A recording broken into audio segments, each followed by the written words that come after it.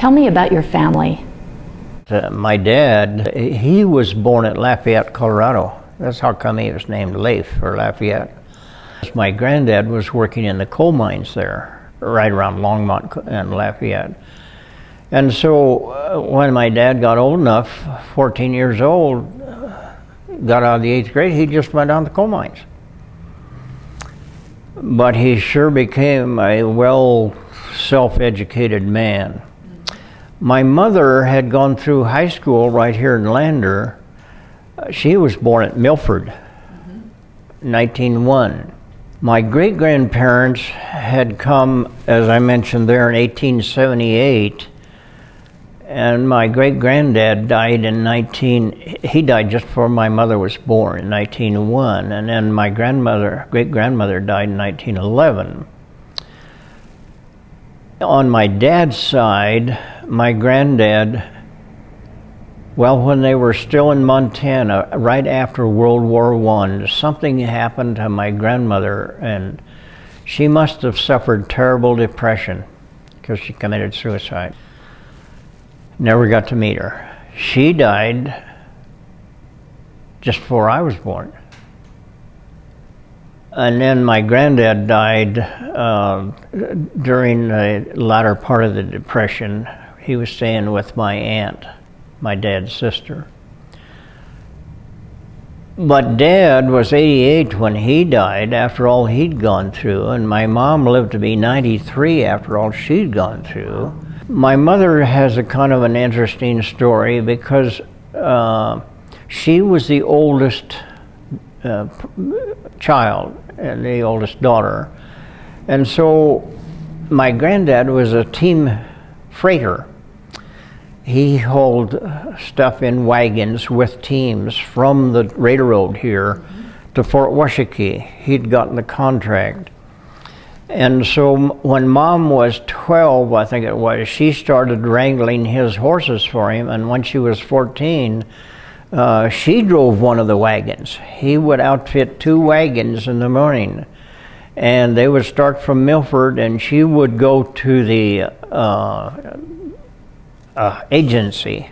The agency, you know, if you're familiar with the Fort Washakie area, agency was up the road off the highway, and the fort, of course, was straight ahead. So there were 2 different places, and there was several miles between them. My granddad would load up a great big wagon and take 2 teams, and he would haul his wagon to the fort. And he would load hers to go to the agency. So when out by Ray Lake somewhere, they separated, and he went around the low side of the lake to the fort, and she went around the high side to the agency. And I don't know how they got back together again, if they even did afterward, but at any rate, she would tell about how she really liked going to the agency because there were lots of ladies there who would bake cookies just for her. After the war, I went back to the university, and my second year there, I noticed this little bouncy little gal around the campus, and I hadn't seen her before. And I said, "Who is that little gal?" And they said, "That's Tommy Wilcox." I said, "Well, I want to meet her." So I did. Yeah, she was sure a cute little gal, full of fun, and we got together and then split for about 6 months. Broke my heart. Evidently it kind of did hers too, but we got back together. 54 years. That's fantastic.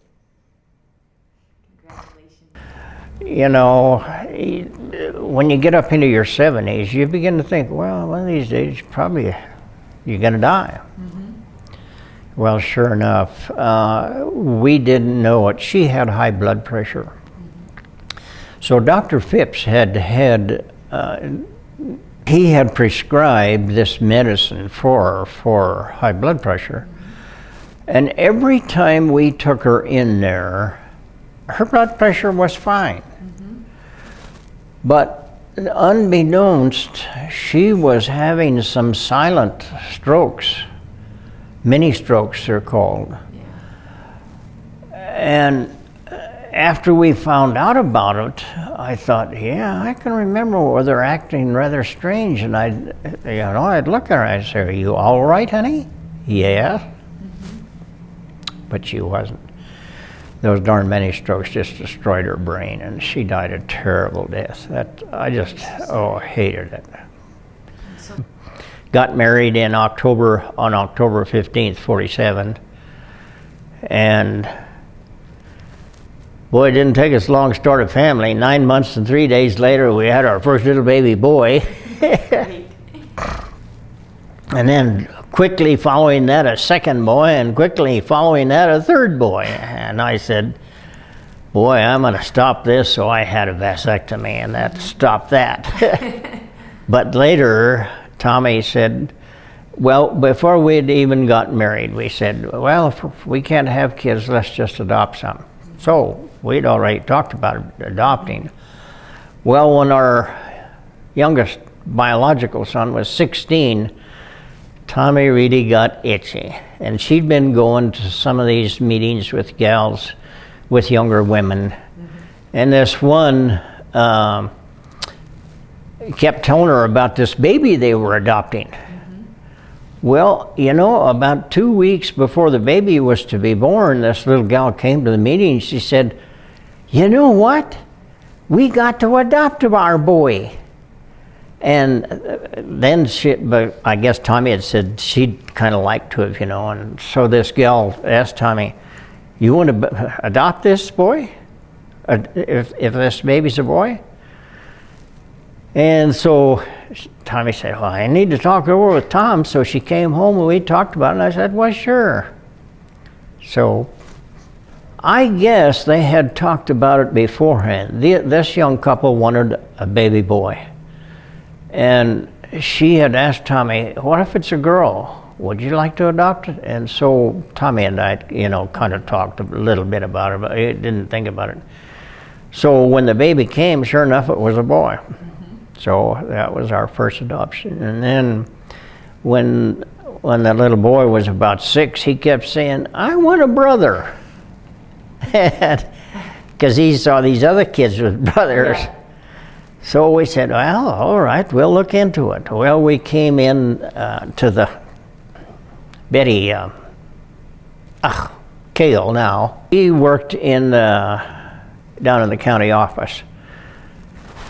Well, but the gal in the office, though, the main gal, when she found out I'd had a vasectomy, she said, "Nope, you can't adopt." I thought, well, what the heck's the difference? What's the deal? But at any rate, then, so Betty Kale was watching for us. She knew we'd like to really adopt one. And we said, yeah, we'd kind of like a little boy brother for our little boy.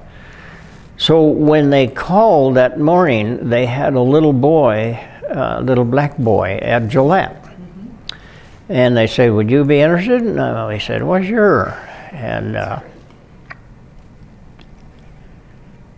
but then Betty called right back and she said, "We just got a call from Rollins. There's 2 little girls that need a family in Rollins." We said, "Okay." And the oldest of those little girls was half black. Okay. I don't know whether you know Rachel, my daughter. Rachel. I love Rachel. Yeah.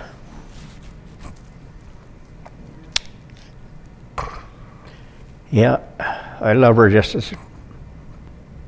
as much as if I'd fathered her. Yep. Yeah, they're all still alive. And my adopted son lives with me. He, kind of a strange story about him. When, I don't know how to explain it, we had just, well, go back to this young woman. When this young woman said, "Hey, we have our baby, you want to adopt this baby?" Well, then we told her doctor that we would take the baby. So when he was born, the doctor's office was right up here, can't think of who's in there now. It's one of the very last office buildings up Main on the right. Okay. I noticed I it's know what empty you're now. talking about, yeah. That was the doctor's, no. The doctor's office was in the house this side. Okay, I know which one you're talking. Yeah. That doctor, he's sure a nice guy. He committed suicide. But at any rate, he just called us up and he said, I have a baby here for you. Of course, we knew about when the little boy is to be born, so Tommy was all set up with diapers and everything. So we just drove up there, and he walked out into the backyard and handed us a little bundle. Great. But we noticed right away that he's rather dark complexioned. And his the thing that put on babies said Hernandez. So we thought maybe he was Mexican. It didn't make any difference, but at any rate, he was this little dark-skinned guy. Well, as time went on and we adopted the two girls, we told all of them, you're adopted.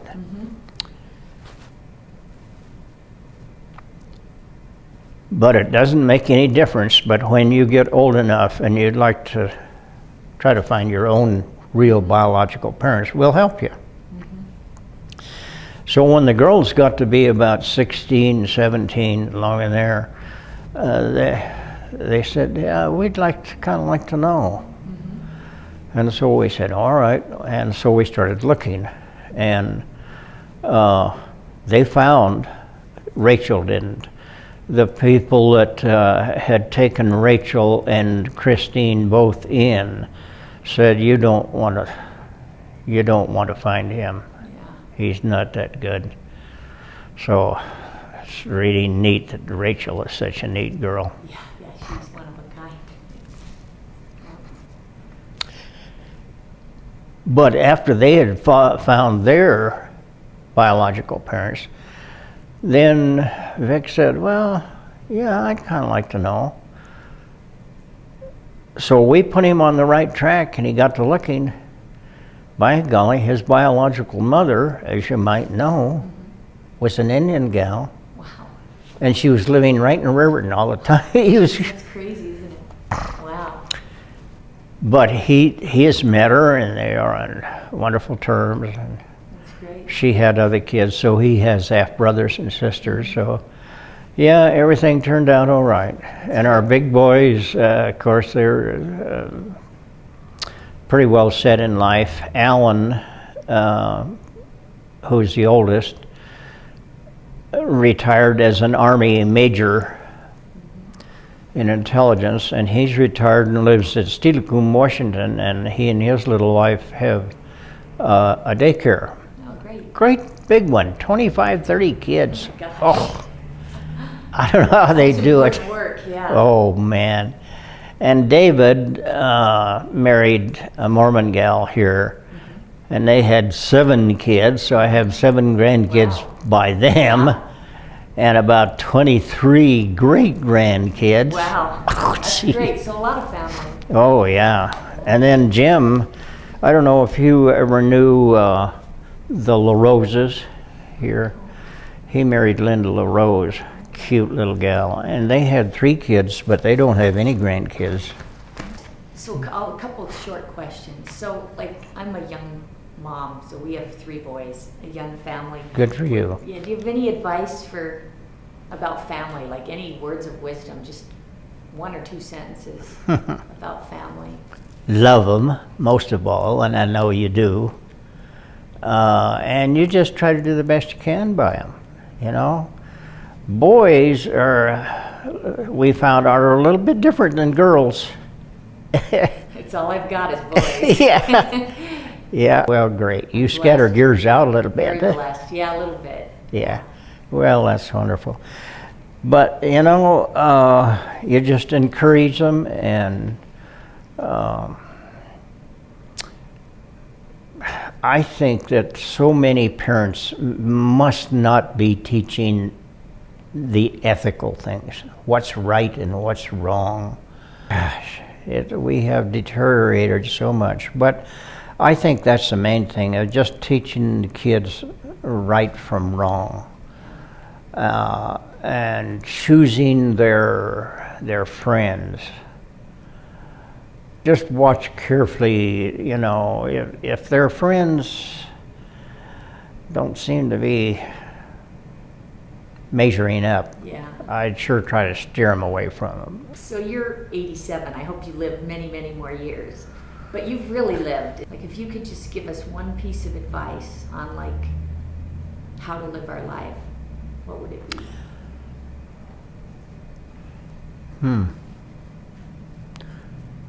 Gosh, I don't know quite how to answer that. I've lived a crazy life in a way. I sure admired my little wife putting up with me because I'd jump from one thing to another, you know. Not because I really wanted to, but because that's the way things turned out. But she stuck with me through thick and thin. And so, I don't know whether my life would be a very good one for people to follow. Based on what you know now, and what you've lived through, what matters? What should matter?